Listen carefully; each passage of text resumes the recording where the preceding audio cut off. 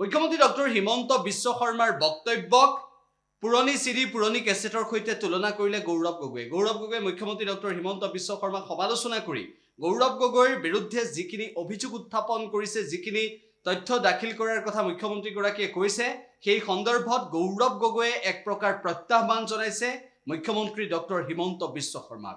মুখ্যমন্ত্ৰী এইটোৱে কৈছো, এইখিনি মানে ভাঙা কেছেটৰ দৰে আমি একেখিনি কথা অসমৰ ৰাইজে যোৱা 6 মাহৰ পৰা শুনি আছে। একদম মানে ভাঙা পুৰণি কেছেট, একদম মানে এইটো 6 মাহৰ পৰা শুনি আছে। আমি কংগ্ৰেছ দলে জনসাধাৰণৰ কথাবোৰ পাতি আছো, জনজাতিকৰণৰ কথা পাতি আছো।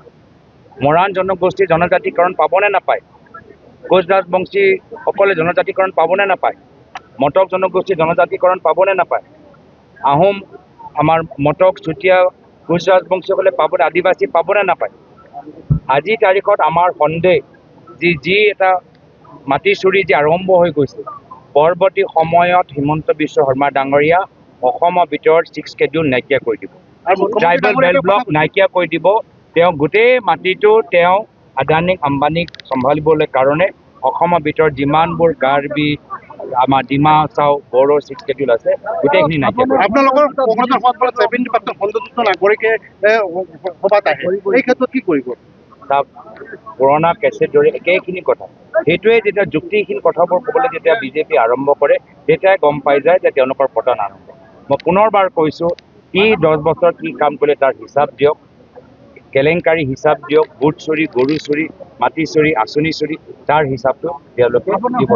10 ছেপ্টেম্বৰটো আমি মিত্ৰতা সম্পৰ্কটো কেতিয়া আলোচনাই কৰা নাছিলোঁ।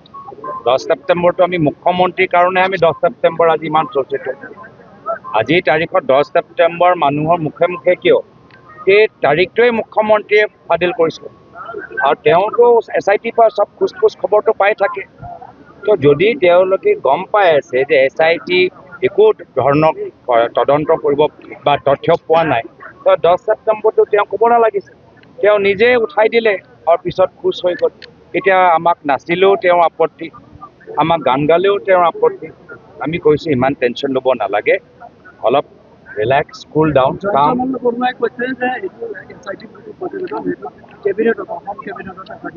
ৰাজহুৱা কৰক না, কেবিনেট কিয়?